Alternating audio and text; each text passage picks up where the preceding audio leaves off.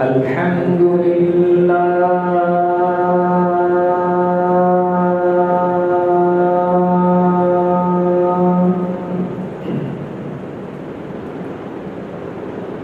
الحمد لله نحمده ونستعينه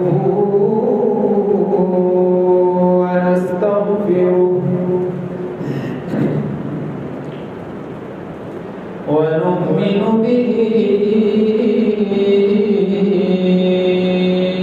ونتوكل عليه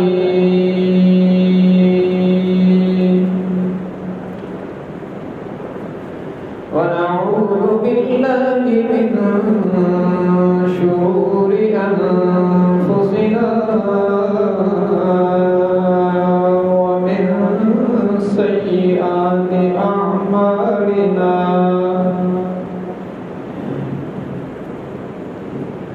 من يهده الله فلا مضل له ومن يضلله فلا هادي له ونشهد أن لا إله إلا الله وحده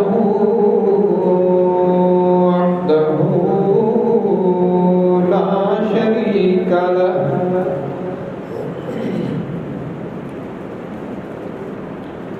ونشهد أن سيدنا وسندنا وشفيعنا وقائدنا الأعظم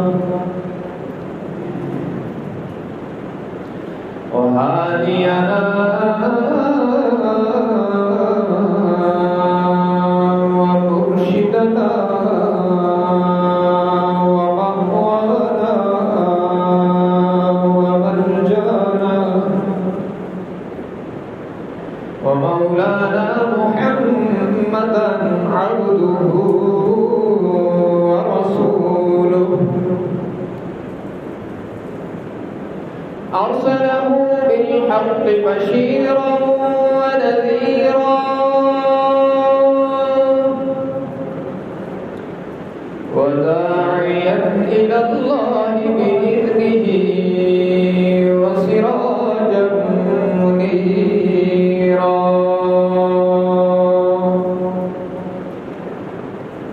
وصلى الله تعالى عليه وعلى آله وأصحابه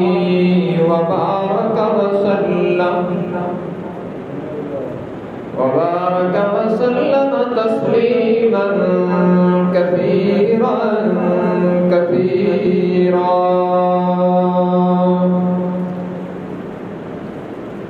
أما بعد فأعوذ بالله من الشيطان الرجيم بسم الله الرحمن الرحيم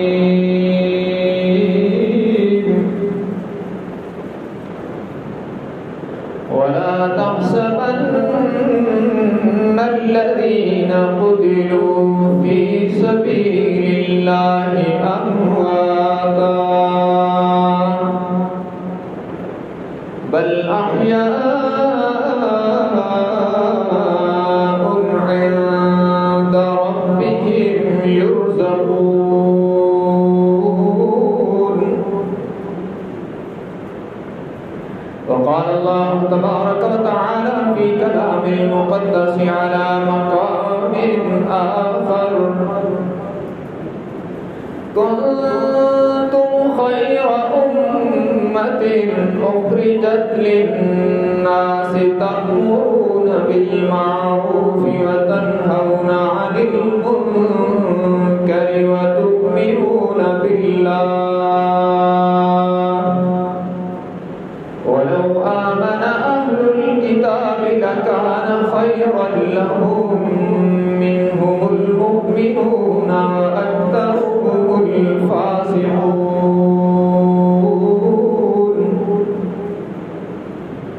وقال النبي صلى الله تبارك وتعالى عليه وسلم خيركم من تعلم القرآن وعلمه. وقال النبي صلى الله تبارك وتعالى عليه وسلم أشراف أمتي حملة القرآن، أو كما قال النبي صلى الله تبارك وتعالى عليه وسلم صدق الله وصدق رسوله النبي الأمي الهاشمي الأمين الكريم، ونحن على ذلك لمن الشاهدين والشاكرين، والحمد لله رب العالمين. إن الله وملائكته يصلون على النبي يا أيها الذين آمنوا صلوا عليه وسلموا تسليما. اللهم صل على محمد وعلى آل محمد كما صليت على إبراهيم وعلى آل إبراهيم إنك حميد مجيد. اللهم بارك على محمد وعلى آل محمد كما باركت على إبراهيم وعلى آل إبراهيم إنك حميد مجيد.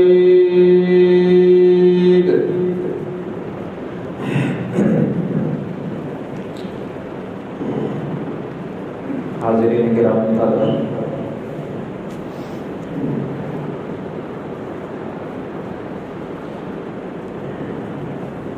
ماہ ذی الحج سن 1444 ہجری رواں دواں ہے. قربانیوں کے تسلسل پر گفتگو جاری ہے. حضرت ابراہیم علیہ السلام اور حضرت اسماعیل علیہ السلام اور سیدہ ہاجرہ علیہ صلوات اللہ علیہ السلام کی قربانیوں کا تذکرہ ہوا. پھر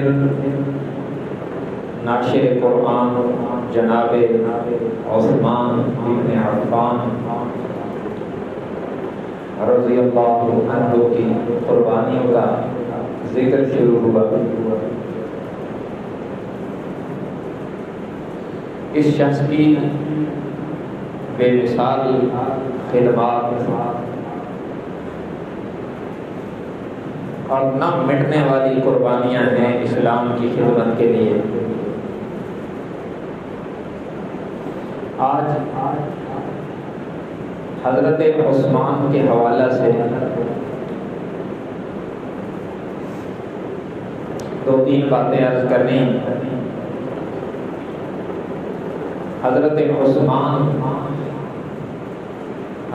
عثمان کا ذوق تلاوت قرآن اور حضرت عثمان کی رسول اللہ صلی اللہ علیہ وسلم سے وفاداری، اور پھر آخری وقت میں انہوں نے تلاوت قرآن کرتے کرتے جامع شہادت دیا اور آخری وقت میں قرآن کو سینے سے لگا کر امت کو کیا پیغام دیا.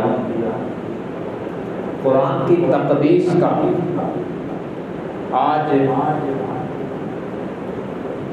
عالمی دن منایا جا رہا ہے۔ ہمارے ملک میں بھی اس حوالے سے مختلف پروگرام ہو رہے ہیں۔ تقدیس قرآن کے دن کے طور پر اس جمعے کو منایا جا رہا ہے، تو اس حوالے سے بھی ضروری گزارشات عرض کی جائیں۔ حضرت عثمان ابن عفان رضی اللہ تعالیٰ عنہ کا ذوق تلاوت قرآن، اس کا اندازہ آپ ان چند جملوں سے لگا سکتے ہیں جو حضرت عثمان رضی اللہ تعالیٰ عنہ کی پوری زندگی کا خلاصہ اس کو کہتے ہیں۔ قبول اسلام کے بعد شہادت تک جو ان کی پوری زندگی کا خلاصہ ہے وہ میں آپ کو چند لفظوں میں بتلا رہا ہوں۔ حضرت عثمان کا ذوق تلاوت قرآن یا حضرت عثمان کی قرآن سے محبت وہ کیا ہے؟ وہ یہ ہے کہ حضرت عثمان رضی اللہ تعالی عنہ نے اسلام قبول کیا سامع قرآن بن کر، اور پھر پوری زندگی قبول اسلام کے بعد ساری زندگی گزاری قاری قرآن بن کر، عامل قرآن بن کر، اور پھر 12 سال حکومت کی ناشر قرآن بن کر، اور پھر 18 ذی الحج سن 35 ہجری جمعہ کے دن شہادت کا جام پیا تو شہید قرآن بن کر۔ بلکہ اس کو یوں وضاحت سے سمجھیں، حضرت عثمان ابن عفان رضی اللہ تعالی عنہ گلشن اسلام میں آئے تو قرآن سن کر، اور پھر مشرف با اسلام ہونے کے بعد تلاوت قرآن کا اتنا ذوق اور شوق تھا کہ ان کی سیرت میں لکھا ہے حضرت عثمان ایک ایک رکعت میں پورا قرآن پڑھ دیتے تھے۔ تو اس لیے میں نے عرض کی زندگی گزاری قاری قرآن بن کر، عامل قرآن بن کر، قرآن پر عمل اتنا گہرا تھا کہ ان کی اداؤں پر فرش والے کیا عرش والے بھی رش کرتے تھے۔ اور پھر زندگی گزاری قاری قرآن بن کر، عامل قرآن بن کر، اور جب تیسرے نمبر پر مسند خلافت میں آئے تو اس وقت کی اسلامی دنیا میں قرآن کی اشاعت کا اور قرآن کے نشر کا شرف بھی اسی شخص کے حصے میں آیا۔ تو خلافت اور حکومت کی ناشر قرآن بن کر، اور پھر جب زندگی دنیاوی زندگی کی شام ہونے لگی تو پھر وہ بھی اس خوبصورت انداز میں کہ حضرت عثمان نے قرآن پڑھتے پڑھتے جان دے دی۔ تو تلاوت قرآن کا ذوق عثمان کو اتنا تھا کہ آئے بھی قرآن کے ساتھ ہیں اور گئے بھی قرآن کے ساتھ ہیں۔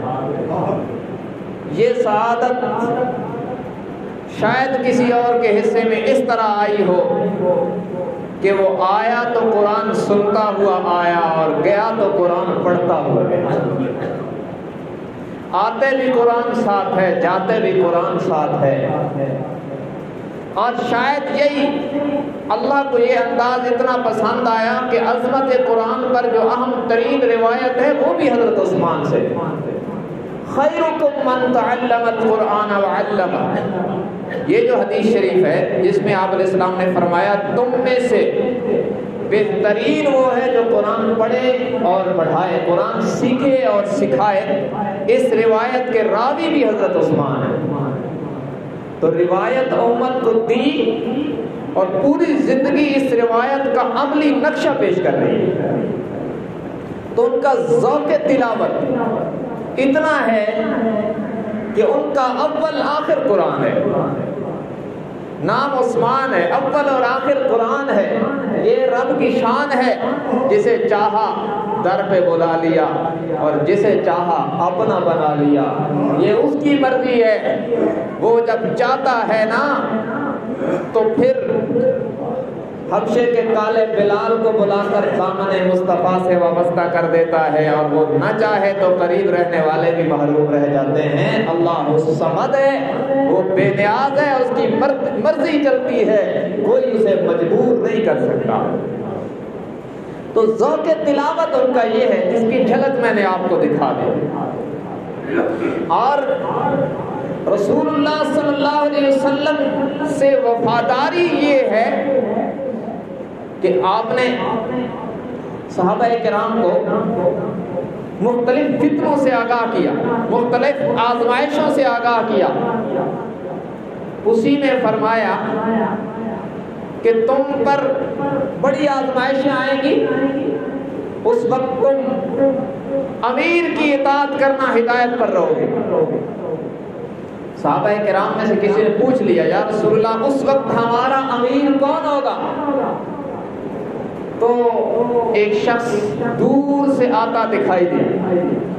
آپ نے فرمایا وہ جو دور سے بندہ آ رہا ہے نا، آزمائشوں کے وقت امت پر جب آزمائش آئے گی تو یہ شخص تمہارا امیر ہوگا، اور ھذا رجل علی الہدی، یہ ایسا شخص ہے جو اس وقت صراط مستقیم پر ہوگا، اس کا دامن نہ چھوڑنا، اس کی اطاعت کرنا۔ صحابہ کرام کہتے ہیں ہم حیران ہو گئے، کون خوش نصیب ہے جو امت پر کڑی آزمائش کے وقت بھی سیدھے راستے پر ہوگا اور اس کی اطاعت کا حضور حکم فرما رہے ہیں۔ صحابہ کرام کہتے ہیں دور سے پہچان نہیں ہو رہی تھی، ہم نے نظریں اٹھا کے دیکھا، اور جب قریب آیا تو دیکھا کہ وہ جناب عثمان ابن عفان تھے رضی اللہ تعالیٰ عنہ۔ اور ان کو پھر حضور علیہ السلام نے فرمایا اللہ تجھے قمیص پہنائے گا، کرتا پہنائے گا۔ محدثین کہتے ہیں اس سے مراد خلافت کا کرتا، خلافت اور حکومت کی قمیص تھی۔ آپ نے فرمایا اللہ تجھے قمیص پہنائے گا، لوگ اتارنے کی کوشش کریں گے لیکن میں محمد تمہیں کہتا ہوں نہ اتارنا۔ تو حضرت عثمان نے جان دی مگر فرمان رسول پر عمل کی لاج رکھ دی۔ جب منصب خلافت پہ آئے، ابتدائی 6 سال تو بڑے سکون کے گزرے، اور اگلے 6 سالوں میں منافقوں نے سازشیں شروع کر دی۔ عبداللہ بن سبا، نام دیکھو عبداللہ ہے اور کام دیکھو تو شیطان کا نمائندہ ہے۔ عبداللہ بن سبا یمنی تھا، اس کے والد کا نام سبا تھا اور وہ ایک یہودی عالم تھا۔ تو یہ یہودی عالم کا بیٹا اصلاً اور فطرتاً یہودی تھا اور ظاہراً کلمہ پڑھتا تھا۔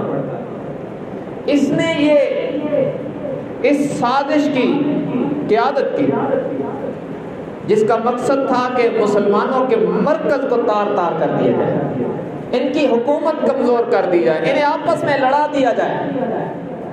اس نے سازش کی اور بڑا خطیب تھا، وہ کبھی کوفہ میں جاتا، کبھی بصرہ میں جاتا اور حضرت عثمان کے خلاف تقریریں کرتا اور ان پر طرح طرح کے اعتراضات کرتا۔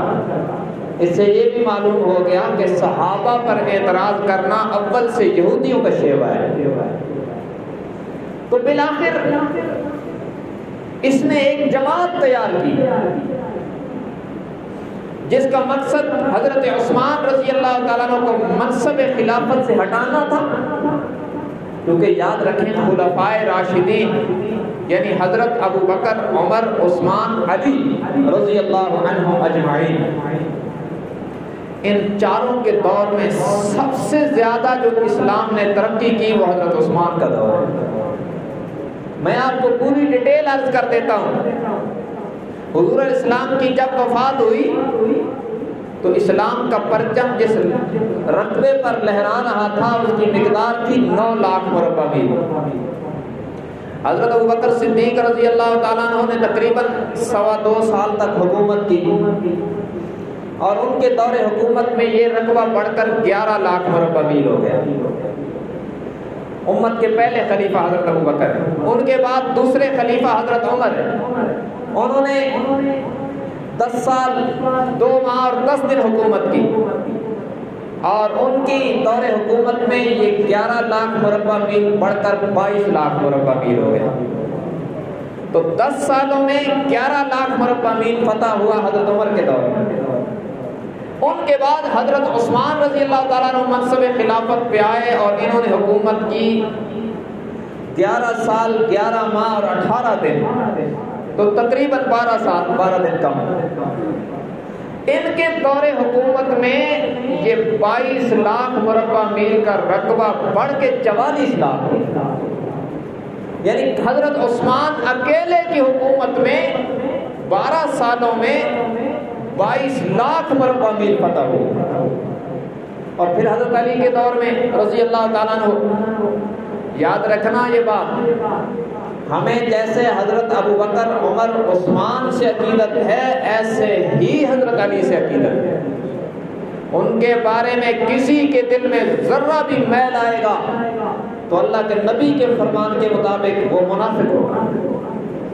لیکن منافقوں کی چالوں کی وجہ سے ان کے دور میں مسلمان آپس میں لڑے اور دشمن سے تو جنگ کوئی نہیں ہوئی، تو اس لیے وہ اسلام کا رقبہ جو تھا وہ اتنا ہی رہا جتنا حضرت عثمان چھوڑ کے گئے تھے، اس کے علاوہ کوئی چیز، کوئی ایک انچ بھی فتح نہیں ہوا، کیونکہ اس میں جمل ہے، صفین ہے، نیروان ہے۔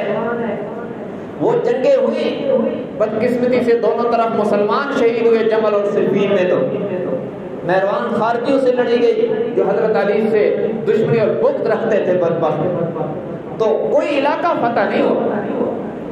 ان کے بعد حضرت حسن کی حکومت آئی اور انہوں نے حضرت معاویہ کے ہاتھ میں بیعت کی، اور حضرت معاویہ کا 19 سالہ دور ہے، اور 19 سالہ دور میں 20 لاکھ اور 65,000 مربع میل فتح ہوا، اور کل اسلامی رقبہ ہو گیا 64 لاکھ 65,000 مربع میل۔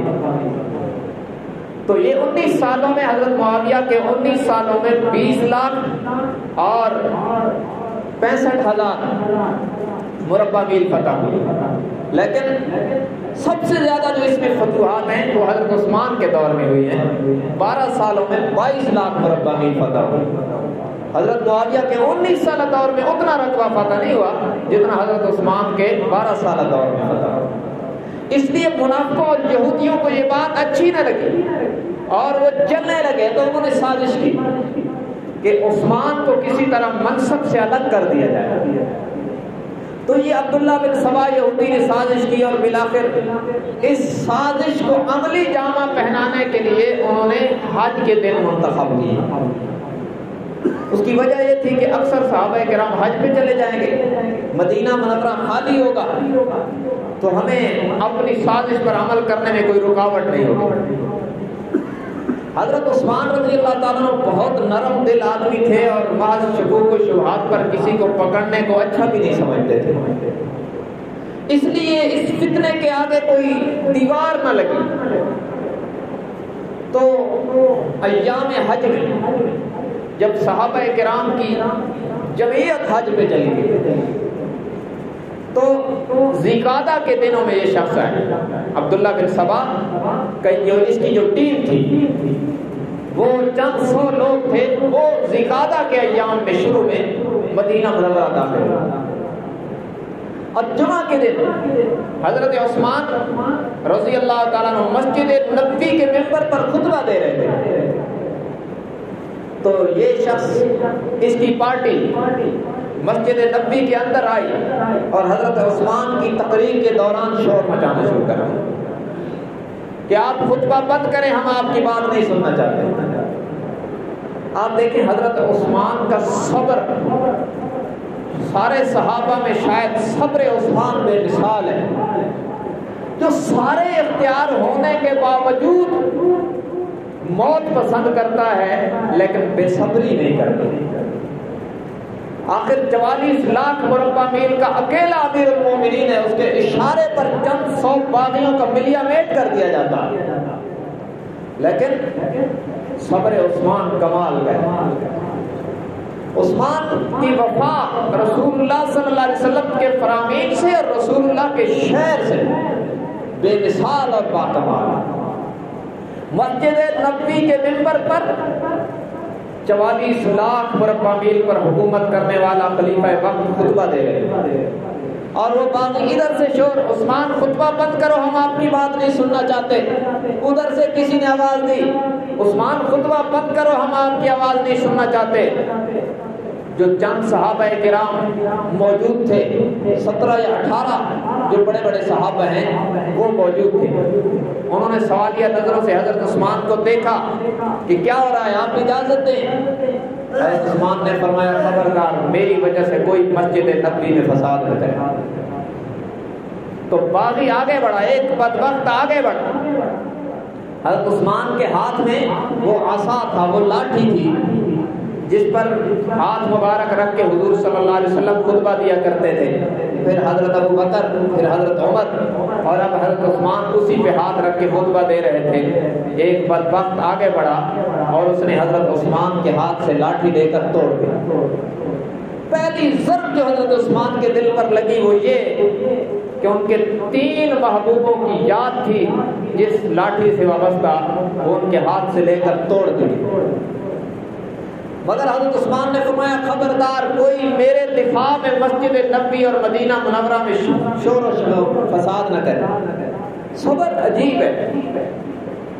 باقی آگے بڑھے اور حضرت عثمان ابن عفان رضی اللہ تعالیٰ عنہ کو مسجد نبوی کے ممبر سے اتارا اور ان کے گھر لے جا کر بند کر دیا، اور چاروں طرف سے حضرت عثمان کے گھر کا محاصرہ کر دیا گیا۔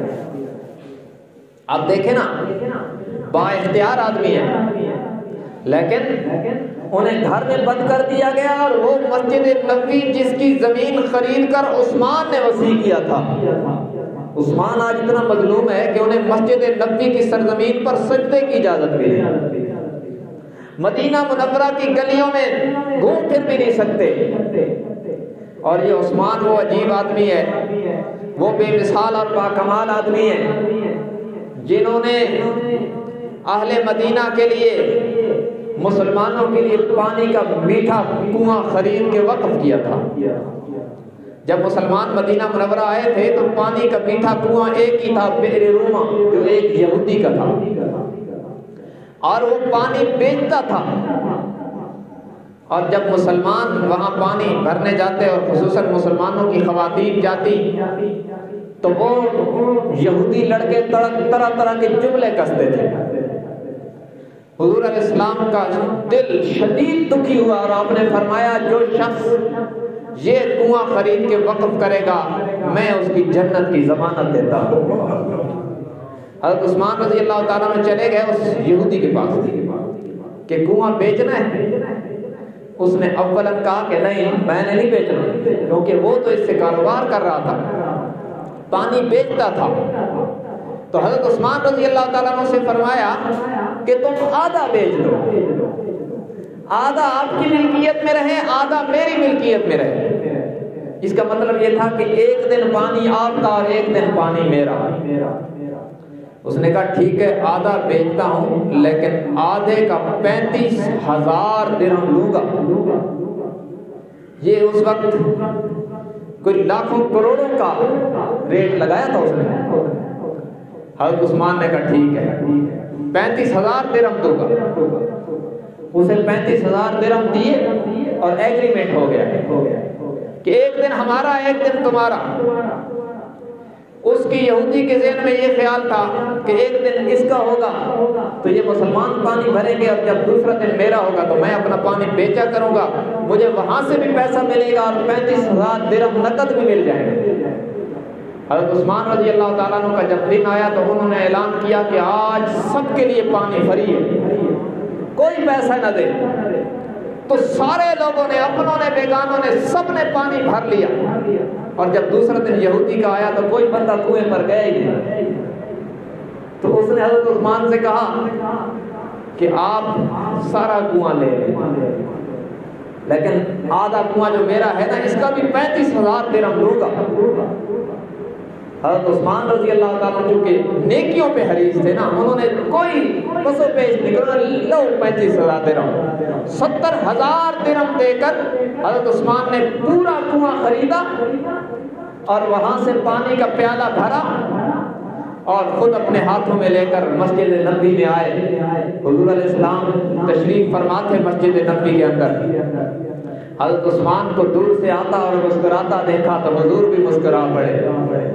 حضرت عثمان کی کیا شان ہے جنہیں آتا دیکھ کر اللہ کے نبی مسکراتے تھے۔ میرا عقیدہ ہے فرش پر نبی مسکراتے ہوں گے، عرش پہ خدا بھی مسکراتا ہوگا۔ حضرت عثمان قریب ہوئے اور عرض کی آقا آج اگر یہ سعادت مجھے ملے تو زہے قسمت، آج میری تمنا ہے کہ بحر روما سے ٹھنڈا پانی بھر کے لایا ہوں، میں چاہتا ہوں ہاتھ میرے ہوں لب آپ کے ہوں، میں اپنے ہاتھوں سے پلا دوں۔ میرے آقا نے فرمایا لو عثمان تیری تمنا پوری کر دے۔ حضرت عثمان نے پانی کا پیالہ پیش کیا اور حضور علیہ السلام نے نوش فرمایا، اور میرا عقیدہ ہے کہ میرے آقا یہ وفا حشر میں یوں نبھائیں گے کہ حوض کوثر پہ ہاتھ آپ کے ہوں گے اور لب حضرت عثمان کے ہوں گے۔ پھر حضرت عثمان نے عرض کی آقا پورا کنواں خرید کر اب میں وقف کر رہا ہوں۔ آپ نے فرمایا عثمان اللہ تجھ سے راضی ہو، تیری جنت کا میں ذمہ دار ہوں۔ یہ ایسا آدمی ہے جس نے مسلمانوں کے لیے میٹھا کنواں خرید کے وقف کیا اور حضور علیہ السلام سے جنت کی بشارت لی، ضمانت لی، لیکن آج عثمان کے اوپر ایک قطرہ بھی پانی کا نہیں پہنچنے دیا اور یوں بند ہے۔ قصر خلافت، اس وقت قصر خلافت کیا تھا؟ وہی ایک جھوپڑی جیسا گھر ہی تھا، چاروں طرف باغیوں کا پیرا ہے، کھانا پینا ہر چیز بند ہے۔ اور یہ ایک دو دن نہیں، عثمان نے اس مشکل میں 40 دن گزارے۔ یہ کہنا آسان ہے، کرنا بڑا مشکل ہے، مگر صبر عثمان کو داد دیے بغیر کوئی مسلمان رہ نہیں سکتا۔ اتنا با اختیار ہو کہ اس کے اشارے پر ان باغیوں کی بوٹی بھی نہ ملتی۔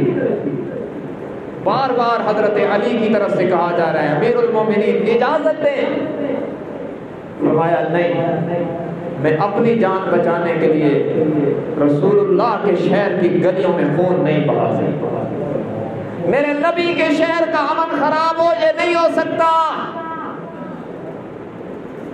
دن گزرتے جا رہے ہیں، صحابہ کرام کے بچوں کا پہرا ہے، جناب عثمان کے دروازے پر جناب حسن و حسین کا بھی پہرا ہے، جو محبت کی دلیل ہے، اعتماد کی دلیل ہے۔ دن گزرتے جا رہے ہیں، صحابہ کرام کے اندر اضطراب بڑھتا جا رہا ہے۔ گھر کی پچھلی دیوار سے حضرت عبداللہ ابن سلام رضی اللہ تعالیٰ عنہ حاضر ہوئے، حضرت عثمان سے عرض کی امیر المومنین آپ اجازت دیں، ان سے ہم نمٹ لیں گے۔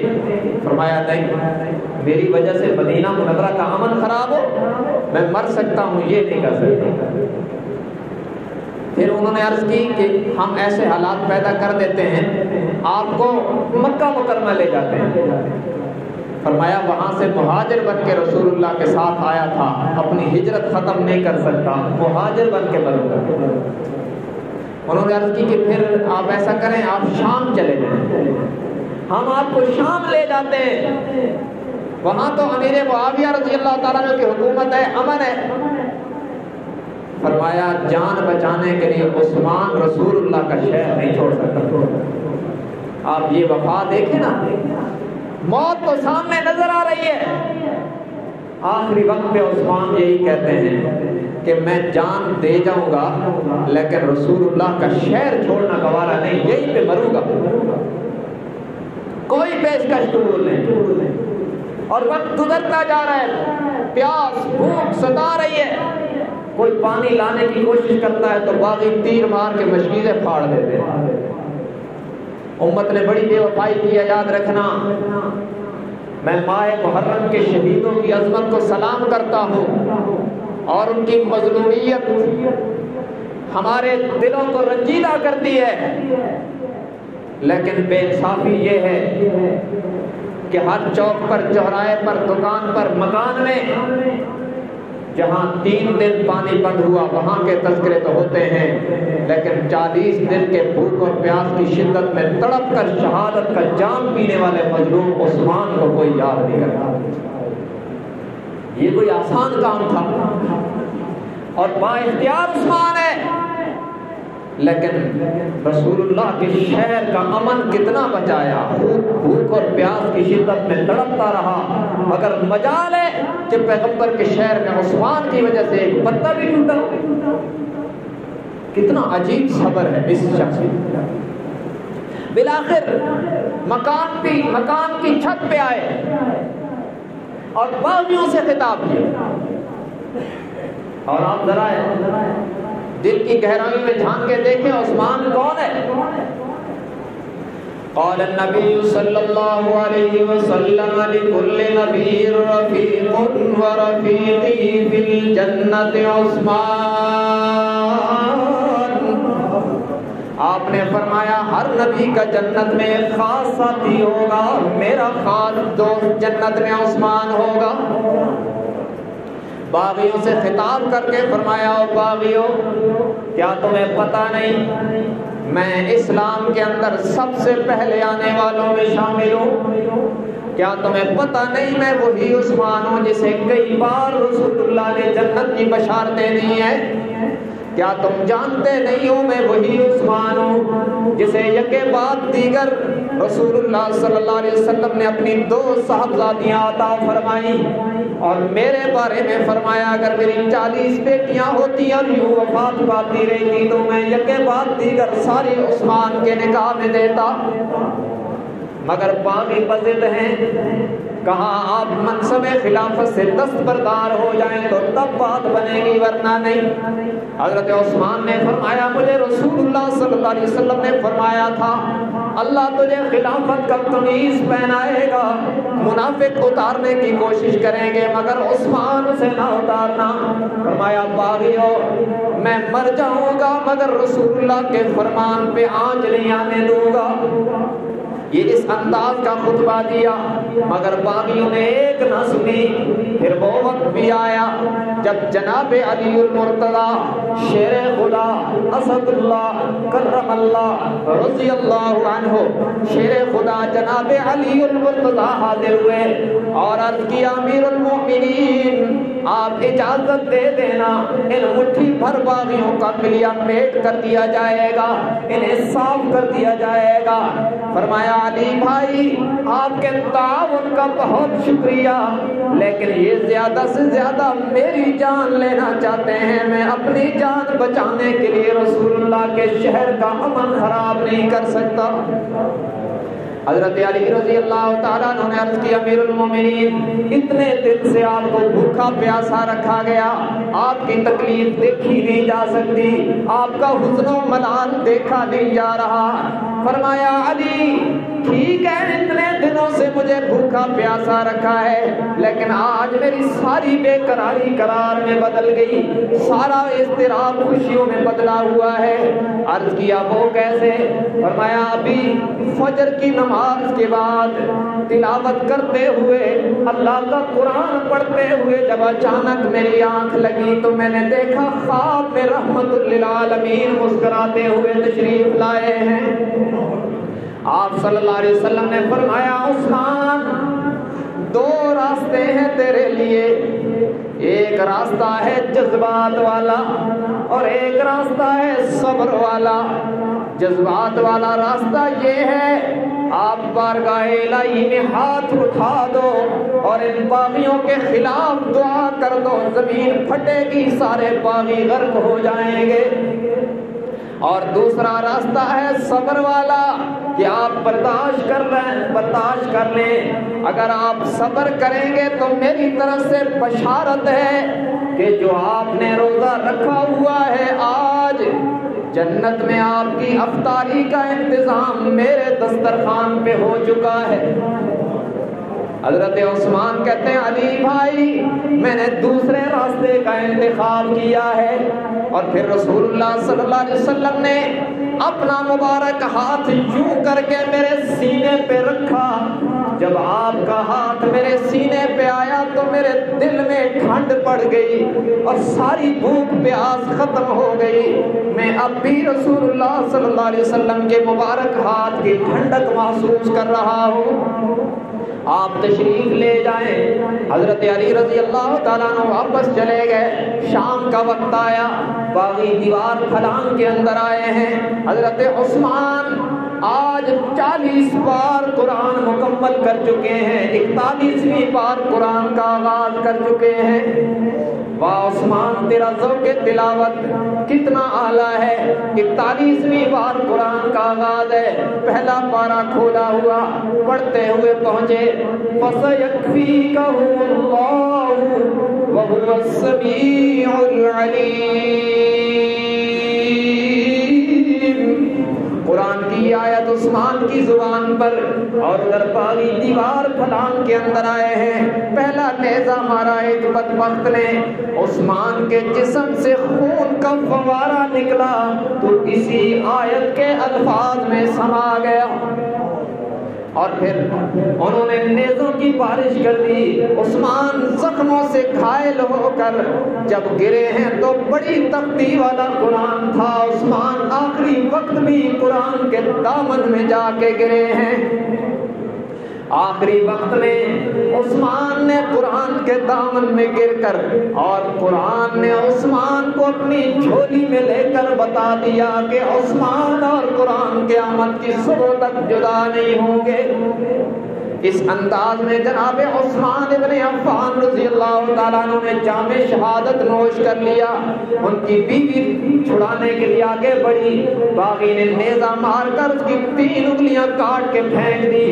حضرت عثمان رضی اللہ تعالیٰ عنہ اس مظلومانہ انداز میں شہید ہو گئے کہ آخری وقت میں بھی عثمان قرآن پڑھتا رہا۔ جب تک زندگی اور جان میں جان رہی، عثمان کی زبان قرآن کی ترجمان رہی۔ اس انداز کا جام شہادت پینے کے بعد عثمان نے وہ عجیب اعزاز پایا ہے۔ ہاں، جب اللہ کی عدالت لگے گی، شہداء اپنی اپنی شہادتوں پر گواہی لائیں گے، تو پھر کسی کی شہادت کی گواہی بدر کا میدان دے گا، کسی شہید کی شہادت کی گواہی احد کا میدان دے گا، کسی شہید کی شہادت کی گواہی کربلا کی سرزمین دے گی، کسی شہید کی شہادت کی گواہی مسجد نبوی کا مصلی دے گا، ارے کسی شہید کی شہادت کی گواہی تیر و کمان دے گا، خون گریبان دے گا۔ عثمان وہ خوش نصیب شہید ہے جس کی شہادت کی گواہی اللہ کا قرآن دے گا۔ آخری وقت میں بھی قرآن کو سینے سے لگا کر عثمان دنیا سے رخصت ہوئے، اور یہ پیغام دیا کہ یہ امت مجموعی طور پر آخری وقت تک قرآن کو نہیں چھوڑے گی۔ قرآن اس امت کا جزو لا ينفک ہے، امت کا پیار قرآن سے رہے گا۔ کبھی بھی یہ امت بحیثیت امت من حیث الامت قرآن نہیں چھوڑے گی تو کامیاب رہے گی، بلکہ یہی عثمان ہے جنہوں نے فرمایا خیرکم من تعلم القرآن وعلمہ، تم میں سے بہترین وہ ہے۔ دیکھیں پوری امت بہترین ہے۔ سورۃ الانعام کی، سورۃ آل عمران کی آیت نمبر 210 فرمایا کنتم خیر امت، تم بہترین امت ہو، ساری امتوں میں سے تم بہترین ہو۔ اور یہ جو ساری امتوں میں سے بہترین ہے نا، ان میں سے وہ بہترین ہیں جو قرآن سیکھتے اور سکھاتے ہیں۔ عثمان نے یہ حضور علیہ السلام کا فرمان امت تک پہنچایا اور خود اس پر ایسا عمل کیا کہ قیامت تک عثمان کی قرآن سے وفا اور عثمان کا ذوق تلاوت اسلام کی پیشانی پر جھومر بن کے چمکتا رہے۔ عثمان کا کردار مجھے اور آپ کو پیغام دیتا ہے کہ قرآن کو کبھی نہ چھوڑنا۔ امت قرآن سے وابستہ ہوگی تو کامیاب ہوگی۔ وہ معزز تھے زمانے میں مسلمان ہو کر، اور ہم خوار ہوئے تارے کے قرآن ہو کر۔ ہماری پستی اس وجہ سے آئی ہے کہ ہم نے قرآن کو پس پشت ڈال دیا، قرآن کا نظام نظر انداز کر دیا۔ امت من حیث الامت، آج بھی اگر قرآن سے وابستہ ہو جائے اور قرآن کا نظام ہمارے نظام حکومتوں میں آئے تو بلندی ہماری ہے۔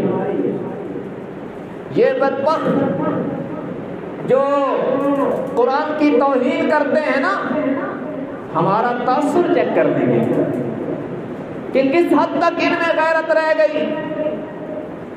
وہ بہت سے طریقے آزما چکے ہیں اس امت کے دلوں سے قرآن اور صاحب قرآن حضرت محمد صلی اللہ علیہ وسلم اللہ رسول کی محبتوں کو ختم کرنے کے لیے آئے دن وہ نئی نئی سازشیں کر رہے ہیں کہ کسی طرح یہ قوم، یہ امت مذہب سے دستبردار ہو جائے۔ یہ الگ بات ہے کہ کچھ لبرل بھی پیدا ہوئے ہیں، لیکن ابھی بھی امت من حیث الامت اس قدر زندہ ہے کہ ہم خون کا آخری قطرہ تک بہا دیں گے مگر یوں توہین برداشت نہیں کریں گے۔ یہ ہماری دکھتی رگ ہے۔ کوئی قرآن کو چھیڑے یا صاحب قرآن کو چھیڑے اور پھر یہ توقع رکھے کہ مسلمان نہیں بولیں گے تو این خیال است و محال است و جنون، یہ ناممکن ہے۔ ہمارا رشتہ قرآن سے کوئی جذباتی نہیں، حقیقی ہے، نظریاتی ہے، اور ایسا رشتہ ہے کہ جس رشتے کے ساتھ قائم رہنے کو ہم سعادت سمجھتے ہیں اور یہی رشتہ نبھاتے نبھاتے مر جانے کو ہم شہادت سمجھتے ہیں۔ اس لیے جو قرآن مقدس کی توہین کی گئی سویڈن حکومت کی اجازت سے، ہم بحیثیت مسلمان اس کی پرزور مذمت کرتے ہیں، اور ہماری حکومتوں کو چاہیے کہ صرف الفاظ والی مذمت کافی نہیں، ایسے بدفطرت گستاخوں کا بائیکاٹ کرنا چاہیے۔ جو لوگ اجازت دے کر ہمارے شاعر اسلام میں ہے قرآن، ہمارے دلوں میں ہے قرآن، اور ہمارے اسلام کی بنیاد ہے قرآن، جس حکومت کی سرپرستی میں ہماری بنیاد کی یوں توہین کی جائے، ہمیں ان کے سفیروں کو یہاں رکھنے کی کوئی ضرورت نہیں۔ کاش کہ ہمارے مسلمان حکمران بھی یہ غیرت کر لیں کہ جو لوگ ہماری مذہبی کتاب جلا رہے ہیں ان کے سفیر ہماری گود میں کیوں بیٹھے، اس کی کیا ضرورت ہے؟ مگر کاش کہ یہ اوپر کے طبقے کو یہ غیرت نصیب ہو۔ تو بہرحال ہم جتنا ہمارا درجہ ہے، علماء کی یہ ذمہ داری ہے کہ وہ اس طرح کے حساس عنوانات پر اپنی قوم کو آگاہ کریں۔ میں مذہبی فریضہ سمجھ کر سویڈن کے اس اقدام کی مذمت کر رہا ہوں، اور آپ سے بھی گزارش کرتا ہوں جس پلیٹ فارم پر کوئی موجود ہے وہاں اس کی مذمت کرے۔ نوجوان طبقے سے گزارش کروں گا، سوشل میڈیا پر، فیس بک پر، واٹس ایپ پہ، یوٹیوب پہ یا ٹک ٹاک پہ، آپ جہاں بھی ہیں، جہاں آپ دوسری چیزیں شیئر کرتے ہیں، اس اقدام کی مذمت کے الفاظ اور قرآن سے محبت اور عقیدت کا اظہار بھی شیئر کرو۔ ہو سکتا ہے اس اقدام پر میرے اور آپ کے حق میں کل اللہ کا قرآن بول پڑے۔ اور ہمیں چاہیے کہ ہم قرآن کی تعلیم کو پہلے سے زیادہ عام کریں، ان کا جواب کام سے اور برائی کا جواب اچھائی سے دیں۔